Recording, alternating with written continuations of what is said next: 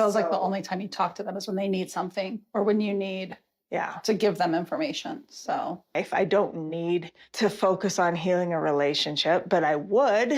You'd be the only one. But I would be the only one. And that's how it always was, or for, not always, but for many years before, I was the only one. I had this bond with her, and I'm now questioning, why tell me that you want to have a relationship with me and then ghost me for months and months and months? Hi besties. It's Aria from Welcome Back to my channel. Listen, Meri Brown and her best friend Jenn uploaded a funny video about salty birches, about Meri being an ex-polygamist and Jenn being a monogamist and going to therapy. It was kind of funny and I thought the video was cute and I didn't really realize the heaviness that was surrounding the video that was made. If anyone knows anything about Jenn, she's been a best friend of Meri for more than a decade. They met while they were in Las Vegas. Jenn is from I don't even know where she's from, but she was working as an exterminator, like a bug exterminator, and Meri had hired her to get rid of something in the house. And then they became friends somehow in the midst of all that. And she's been a loyal and trusted friend to Meri for years.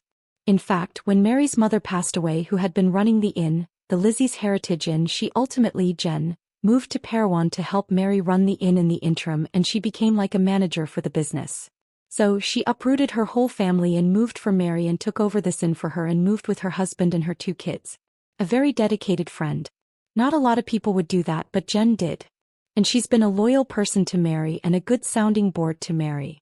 So obviously when she shared some news yesterday, it kind of left some of the fans on Instagram and Sister Wise fans really devastated. Now if you know anything about the two of them, they used to do these Friday night with friends and I think they still do them. But there was a period in time not long after the beginning of this year, that Jenn stepped away and said that she was dealing with some stuff with her family. And it was sort of without divulging too much. She said it was related to some things she was dealing with personally, not saying anything about anyone else, and that it could have been possibly her dealing with some form of cancer. Well, as it turns out, Jenn was facing something more devastating and she shared an update yesterday revealing the details, and it's a photograph of her and her husband Sean. And Sean has also been on the show and he's done a lot around the inn for Meri and been a good support system to Meri as well. And she wrote, "This photo was taken on our 19th anniversary just before Sean began treatment for seroma, a rare and aggressive cancer. Since February he's undergone 5 weeks of radiation and 2 major surgeries, including the removal of a 3rd tumor that had grown unnoticed just outside of the radiation area. Sean's recovery has been long and painful, but he's slowly gaining strength and getting back to the shop when he can, and we appreciate your patience with our adjusted hours. We've kept this close so our kids could finish the school year without added worry. But we have told them, have helped them to feel confident that we are on a good path and have decided to now share it with you too and say thank you. Texts, check-ins, prayers and acts of kindness have carried us. To those who have supported our kids without them even knowing why, we will forever be grateful. July is Seroma Awareness Month. And while this road was unexpected, we're staying hopeful, grateful and committed to catching any potential recurrence early, and we pray the worst is behind us. Thank you for loving and supporting us through it. We feel it every single day. Love, Sean and Jenn." And then Meri responded and said, "Love you tons, guys." So that's really scary. Having a husband, myself going through a cancer treatment, it's really hard. Because life becomes so unpredictable. When you have a partner that's very much your rock and you don't even consider that anything like this can happen, it can kind of flip your head up like world upside down. And seroma is scary. I don't know what his prognosis is, but it sounds like he's had good good treatments thus far. So according to the Mayo Clinic, seroma refers to a broad group of cancers that start in the bones and soft tissues. Often soft tissues connect, support and surround the other body structures. Soft tissues include muscle fat, blood vessels, nerves, tendons and the lining of joints. Cancer that starts in the soft tissue is called soft tissue seroma. There are many types of sarcomas. They can happen in many parts of the body. Treatment for seroma depends and varies on the type and where it is and other factor. So the signs are a lump that can be felt through the skin that may or may not be painful, bone pain, a bone that breaks with no clear cause, belly pain or weight loss. This cancer and the causes it says is it happens when cells develop and change in their DNA and it holds the instructions that the cell tell the cells what to do in healthy cells. The DNA tells the cells to grow and multiply at a set rate. The DNA also tells the cells to die at the same time. The cancer cells it changes and gives other instructions. The changes tell the cancer cells to grow and multiply quickly. Cancer cells can keep living when healthy cells would die. This causes too many cells. Can cause mass called a tumor. You all know, and tumors that grow can invade and destroy healthy body tissue. I feel so bad for her because I know that seroma is one of those cancers that's really challenging to treat because of it being involved in often the soft tissue or the bones. And when it's part of a structure like that, it can infiltrate other parts of the body very easily. I've never known anyone to have it personally. I just know I had a cat that had it. It was horrible. But yeah.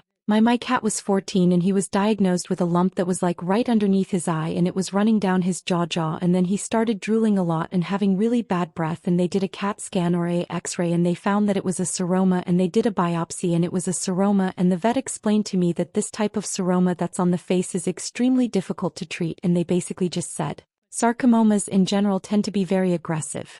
They tend to recur and they're very hard to treat. So I feel for her because it's not only a rare form of cancer, but it's an aggressive form, and Sean is very young and so is Jenn. So I'm sure she's going through a lot, and then she also has young children.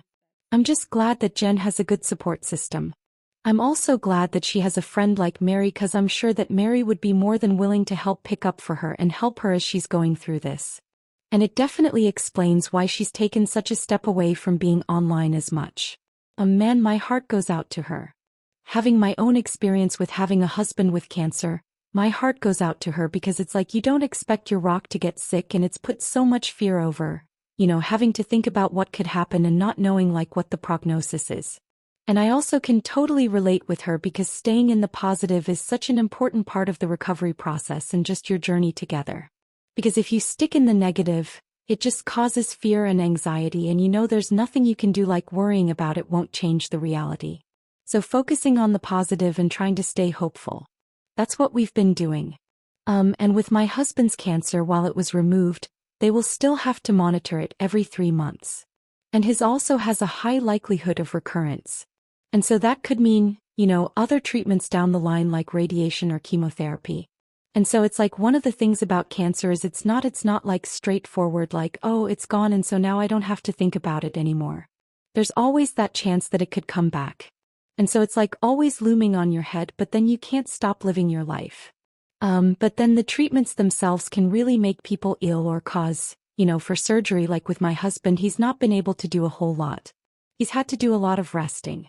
He's had to be, not his active self, and then that can cause depression, and it can lead to anxiety and then just not feeling good. So then you have to deal with all the isolation of it all. So like I said, I'm just glad that she's got good support, and I'm glad that there's been people to be there for her and her kids. And I definitely understand the challenges of having to explain a diagnosis like that to a child. And I appreciate the fact that she's sharing this for the purposes of awareness, because you never really know who might be reading and who might learn and who might say, hey, I've been feeling something that's kind of weird too, and maybe I need to go get this checked out. So, I'm sure it's been an overwhelming experience for her. I'm just, I'm proud of her for making a decision to share it, to build awareness, and my hope is that they can have a really successful recovery and that there aren't more recurrences down the road. So hard. My heart goes out to Jenn and to Sean and even to Meri, because I know how important they are to them. So Jenn's absence from the Friday night with friends definitely makes sense. Her lower profile on social media makes sense. And I'm not sure if this will become like they share. I hope they don't share it on the show. But she's a welcome inclusion to the show, and I often enjoy and love her sense of humor and think she brings a good balance to Meri and helps Meri see things that she might not have been able to see before.